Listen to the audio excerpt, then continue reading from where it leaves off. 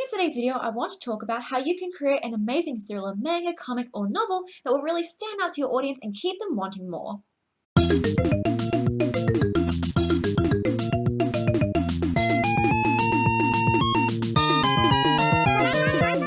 Personally, thriller is one of my favorite genres in any kind of medium, so I was really excited to make this video today, and I hope it helps you with your own creative projects. My first tip is give each character skeletons in the closet. Now, if you haven't heard of this term before, skeletons in the closet essentially means characters with secrets. And essentially, when you're creating characters in a thriller manga or a comic or a novel, one of the best ways to keep things interesting is to give every character a secret, something that they want to hide. So look at each of the characters in your book and consider if they have a certain secret or something that they don't want other characters to know about.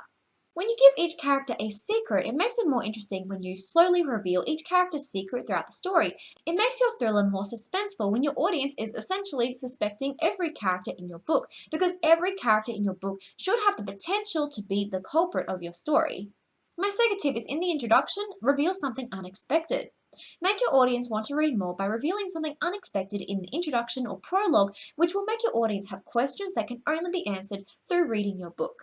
So essentially, if your book is a mystery thriller, this might be a certain crime scene that is very unexpected, a mystery that cannot be solved through normal means. When you are writing the introduction of your thriller, the introduction or the prologue, ask yourself what you could leave as a question there for your audience, so that when your audience is looking at that prologue or that introduction, you need to ensure that your audience is asking questions. You need to really ensure that you leave certain plot points open in the introduction that will leave your audience wondering what is going to happen next. My third tip is let your audience build a connection with your protagonist. When you're creating a thriller story, it's really important that your audience gains a connection with your characters. What your protagonist goes through needs to really be something that your audience will care about. So first and foremost, when you are building the characters in your story, ensure that you build a protagonist that your audience will want to care about. Make them interesting characters. Maybe they're a character who is interested in solving mysteries or asks a lot of the questions that the audience might be asking.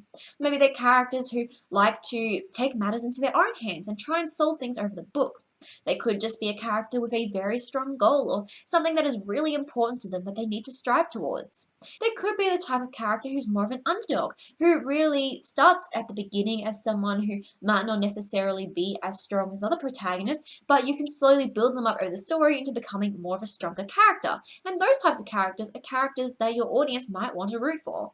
So when you're developing your protagonist, consider what type of character your audience might be interested in seeing, and create a character that your audience will really care about, which will make more suspenseful and more shocking scenes more important later on, especially if they affect your protagonist in negative or positive ways. My fourth tip is create a villain with a purpose. The villain will be one of the most important characters in your thriller because the villain will be the main source of conflict for your book. And while you can have other characters who cause problems throughout your book, your villain should be causing the main difficulties for your characters. Essentially, the villain should be the main obstacle that is stopping your characters from being able to achieve their goals. However, when you're creating a villain, because the villain character is so important in a suspenseful thriller, you want to ensure that your villain character has plenty of development to make them purposeful as a villain. So when I was talking about in the previous tip about creating a protagonist that your audience cares about, you also want to apply those same techniques to creating a villain that your audience will care about as well. Even if your audience hates your villain, you still want to ensure your audience essentially loves to hate your villain. There's a strong difference between having a villain who is hated by your audience, so much so that your audience hates to read about this character, but then there's also a villain that your audience is interested to read about while they might fear or dislike this villain. When you're developing the villain in your thriller, I think the most important part is giving them a very strong goal, just as strong as the protagonist's goal. Your villain should also have something they want, and when your villain wants something, it's going to drive their morals and drive the things they do in the book. Look at the story not only from the protagonist's perspective, but also from the villain's perspective as well, and consider how the villain might act in order to achieve their goals more quickly and easily. Developing a well thought out villain is one of the best ways to create a better and more suspenseful thriller story. My fifth tip is use expressions to reveal characters' thoughts. Thriller is commonly paired up with the mystery genre, but even if it isn't, much of the thriller is focused on building suspense. And one of the best ways to build suspense in a story and make your readers ask a lot of questions is when you don't reveal everything. And one of the best ways to subtly reveal truths in your book without directly giving it away is through the characters' expressions and their emotions and the way they react to events. So rather than having your characters outright say how they feel about an event, your characters could be lying, or your characters could be trying to distract other characters from the main truth. And a good way to subtly reveal something about your characters is to reveal it through their emotions. Consider how your characters might act when they are lying or when your characters are telling the truth. For example, when a certain character in your book is lying, they might touch the side of their nose, or they might scratch the side of their head, or they might rub their hands together, and that is a way you can show that that character is lying. And when they tell the truth, they might do something different. They might act completely normal, and they don't do that behavior. But then when your characters are looking back over the story, perhaps after learning the main truth, they might look at this character and say, this character does this movement every time they are lying. And it's a good way to add a lot more purpose to your book. It's a good way to subtly reveal a plot twist as well without giving everything away. Your characters' expressions are a good way to reveal the truth about them, to reveal their true personalities. So consider with every character, if they are feeling something that they can't directly give away, consider how you can subtly show that with their expressions or their reactions to events at hand, and how you can subtly show that in a way that it doesn't directly give away that emotion to your audience. But to someone who was rereading your book, they might be able to look at that emotion and realize what that character is really thinking. My sixth tip is threaten the most important thing to your characters. In order to amp up the tension of your story and make decisions more intense, it's important to put your characters in difficult situations. And I know this is hard. I care about my characters. I don't want to see my characters going through bad things. But if you want to amp up the tension and suspense in your thriller, you're going to have to force your character to make some really difficult choices. For example, on a smaller scale, your character might have to be forced to make a decision between following their dream or helping someone achieve their dream. And so that might be a really difficult choice for your character, because both are really important, but they can only choose one. Now, on a more dire scale, your character might be forced to save the life of someone really close to them, or save the life of someone who would be able to change the entire world of your story for the better. And so it's a really tough choice that your character must make, and they have to make a decision. So essentially, when you're creating a thriller, consider moments that really threaten the things that are dear to your characters. And you could put your characters through difficult situations where they need to decide on things that might affect them or their loved ones or their main goals in the story. And these are difficult decisions that really reveal a lot about your character, shows their personality, and also makes your book more suspenseful overall. My seventh tip is lead your audience into a false sense of security. You don't want bad things happening all the time, otherwise your book would just be so intense that your audience might feel a little bit overwhelmed. But instead, you can deceive your audience by making them think that things are going to be good. So you can have these dire moments and then get into a moment of calmness, make your audience feel like, oh, things might be okay from now on. And it's very mean to do this to your audience, but it does build the suspense. If you lead your audience into a false sense of security, make them feel like everything is fine, and then turn the story around. Maybe this is where you reveal a sudden plot twist or a sudden revelation where you reveal something of the truth of your book that will really shock your audience and really take your audience out of their comfort zones. By leading them into a false sense of security first, it makes the plot twist or it makes the turn of events more dire, and it makes the whole story feel a lot more suspenseful as well, because it makes your audience realize that they can never really let your guard down when they are around your book.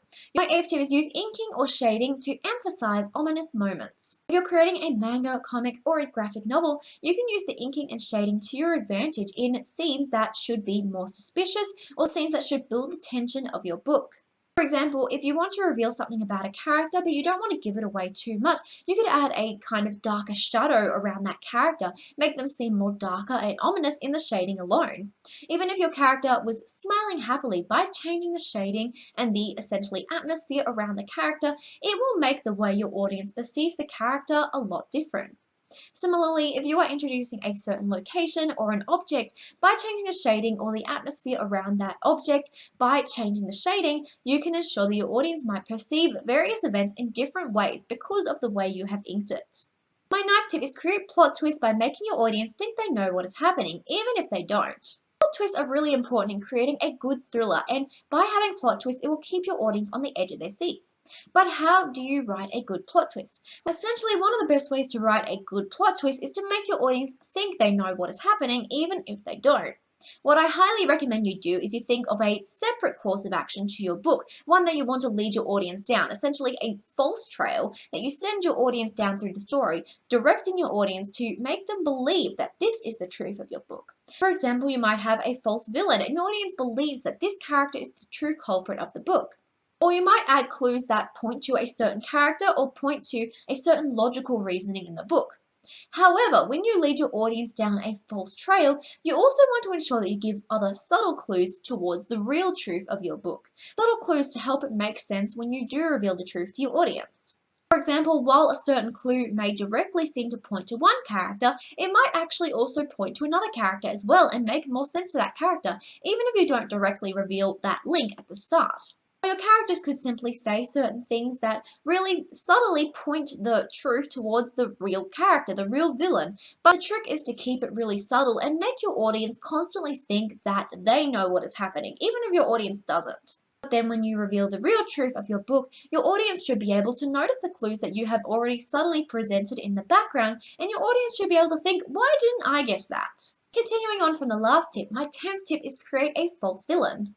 A really good way to build up your story and to keep things really interesting is to create a character that you put there as a false villain. You want your audience to believe that they know what is happening, and a good way to deceive your audience and to deceive other characters in your book is to create a false villain. Create a character who seems to be the likely suspect of your book, a character who was in the wrong place at the wrong time, or knows the wrong people, or seems suspicious, or is doing something suspicious, and make all your characters and your readers automatically suspect that this character must be the villain. Even when you reveal the true villain, it's going to be a lot more interesting when you have already deceived your audience and your characters with a false villain. The 11th tip is weave together all the plot points.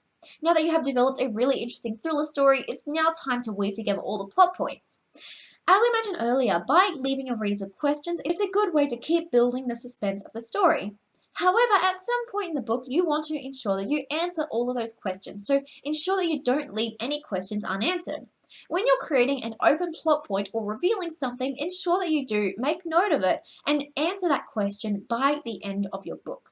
By this point, you want to weave together all those points of the story and make them all make sense in the grander scheme of your book. At the end of your book, your readers and your characters should understand exactly who the villain is, what the truth is, and all questions should be answered by the end. My 12th tip is write an unexpected but accepted ending. By following the rest of the tips in this video, you should be able to create a suspenseful thriller with an ending that your readers might not expect. When you're creating a thriller, not only the beginning is important, but the ending is as well. You want your audience to be left with a fulfilling ending that ties up all the points in your story and leaves them feeling satisfied and happy with the way the story resolved. Now, by that, I don't mean it has to be a necessarily good ending, but it needs to be a complete ending. It needs to be something that your audience would accept. If you find that the truth of your story is something that you feel might betray your reader's trust, for example, if you really emphasize this false villain and you really emphasize the false trail that you want your audience to go on, your audience might end up feeling betrayed by the end when the truth is something else entirely, something that you never revealed at all in the book. So in order to make it feel like your audience isn't being betrayed, ensure that you leave enough, essentially, breadcrumbs in your book that your audience can put together and solve on their own as well. You want to leave enough room so that all the answers are there and your audience can solve it on their own. However, you also want to add enough distractions so your audience doesn't notice the truth. If you do this, even if you reveal the plot twist at the end and the story is something unexpected, your readers can accept the ending a lot more when they realize that the truth was really there all along. They just didn't see it because you were deceiving your audience with the false trails and the false villains. So that is how you can create an unexpected but accepted ending. It's when you make note of all the plot points in your book and you create an ending that is satisfying to your audience to read. Thank you so much for watching my video today, everyone. I really hope you enjoyed it. If you did, please let me know in the comment section down below. Let me know what kind of thriller, mangas, comics, or novels that you're creating, because I'd really love to hear about them. Feel free to chat with me on any of my social media at MeNiceCross, because I always enjoy hearing about the projects that you're creating. Again, thank you so much for watching, and I'll see you in the next video. Bye!